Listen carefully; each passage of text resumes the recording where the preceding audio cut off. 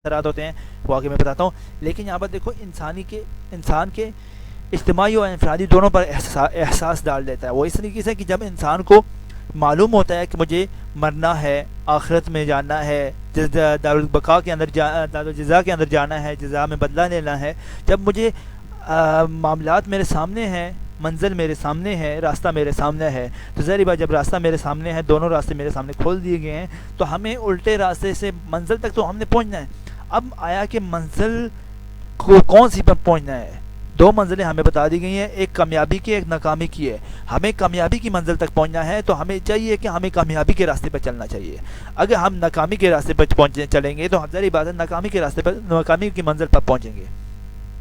تو انسان کو دیکھو, میں نے اس دن ایک جگہ پڑھا تھا, وہ کہتے ہیں نا انسان کو اپنے ساتھ تو اتنی تو محبت ہونی چاہیے کہ انسان کو اپنے آپ کو جہنم سے بچا لینا چاہیے.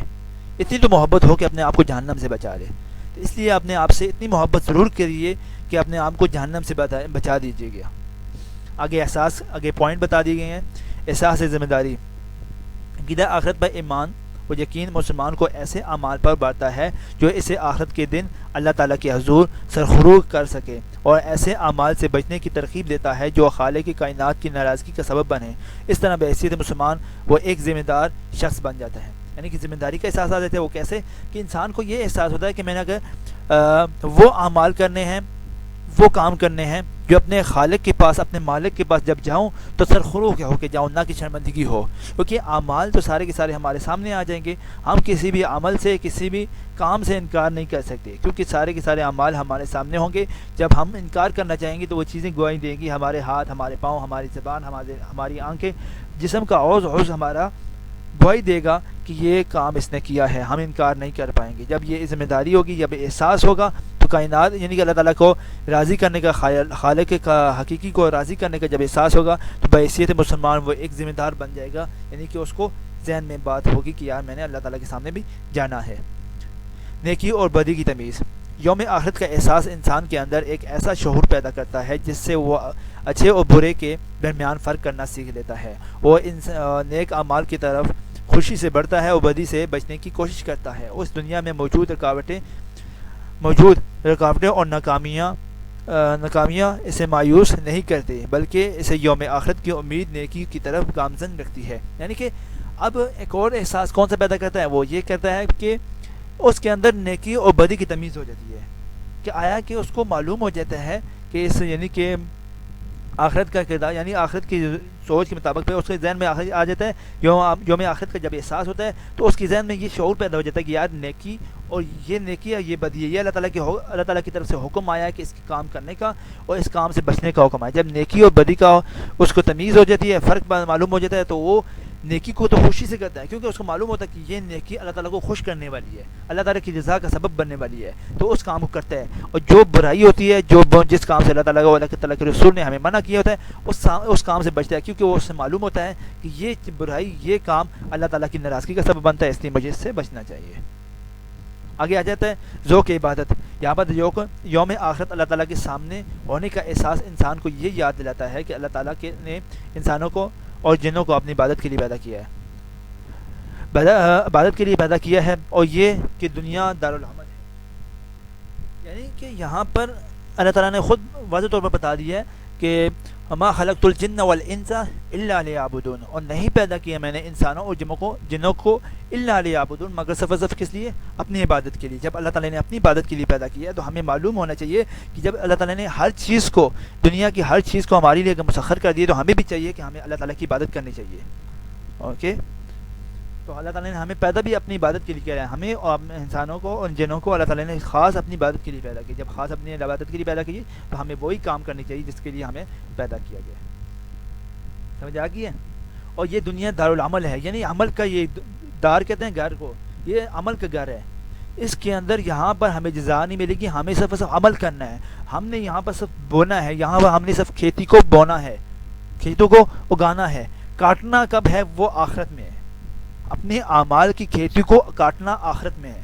اس لیے ہمیں چاہیے کہ اعمال کی کھیتی کو اچھی طرح سے پیدا کریں, اچھی طرح سے پالیں, اچھی طرح سے اس کی دیکھ بھال کریں, تاکہ ہم جب آخرت میں جائیں تو اس کے اچھے اعمال کو اچھے انداز سے کاٹیں, اچھے انداز سے اس کو پائیں. چنانچہ وہ لگن اور محبت سے اللہ تعالیٰ کی عبادت کرنے کا حق ادا کرنے کی صحیح کرتا ہے، یعنی کوشش کرتا ہے، اور اسے احساس رہتا ہے کہ اس کی زندگی کا عمل اس کی زندگی کا کوئی عمل بھی اسے عبادت سے باہر نہیں ہے، یعنی کہ اس کا زندگی کا، آپ کہتے ہیں نا کہ 24 گھنٹے بھی عبادت کر سکتے ہو. اور 24 گھنٹے کیسے عبادت کی جا سکتی ہے؟ جب آپ بیت الخلاء کے اندر جائیں، چاہے آپ مسجد کے اندر جائیں، چاہے آپ سونے کے لیے جائیں، چاہے آپ جو کچھ بھی کریں، اگر آپ صلی اللہ علیہ وسلم کے نقش قدم پر کریں گے تو آپ کو اس کا ثواب ملے گا. کہتے ہیں نا اگر آپ بیت الخلاء کے اندر قدم رکھتے ہیں نبی کریم صلی اللہ علیہ وسلم کے نقش قدم کے مطابق، آسم کی سنت کے مطابق، تو آپ کو ثواب ملے گا.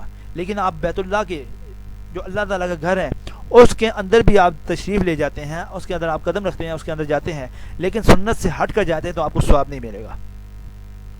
یہ ایک پوائنٹ کی بات بتا رہا ہوں میں.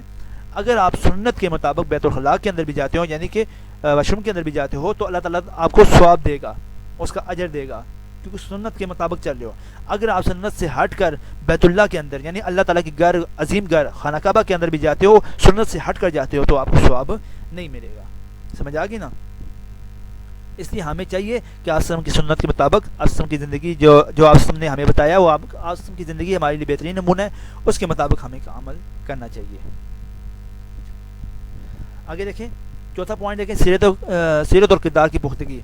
قیامت کے دن کا محاسبے کا احساس انسان کو مسلسل نیکیوں کی طرف بڑھتا ہے. یعنی کہ جب یہ انسان کو ذہن میں ہوتا ہے کہ ہمیں اللہ تعالیٰ نے موت بھی دینی ہے، موت کے بعد ایک اور زندگی ہے، اس کے اندر حساب و کتاب ہوگا، اس حساب و کتاب کے اندر ہم نے اپنے اعمال کو پانا ہے، تو ظاہری بات ہو یہ اس احساس کی وجہ سے وہ کیا کہتا ہے، نیکی کی طرف ہو جاتا ہے، اور نیکی اس کے دل میں ابھرتی ہے، وہ کام کرنے کے لیے، نیکی کے کام کرنے کے لیے جاتا ہے. پھر حتیٰ کہ تمام اچھے عادات اس کے کردار اور شخصیت کا مستقل خاصہ بن جاتے ہیں، اور وہ نیکی کی راہ میں آنے والے تکالیف اور مصائب کو صبر سے برداشت کرنا سیکھ لیتا ہے. جیسے کہ اللہ تعالیٰ نے خود قرآن کے اندر بتایا گیا ہے، وَالْعَصْرِ إِنَّ الْإِنسَانَ لَفِي خُسْرٍ، کہ والعصر قسم ہے زمانے کی، ان الانسان لفی خسر، بے شک سارے کے سارے انسان خسارے کے اندر ہیں.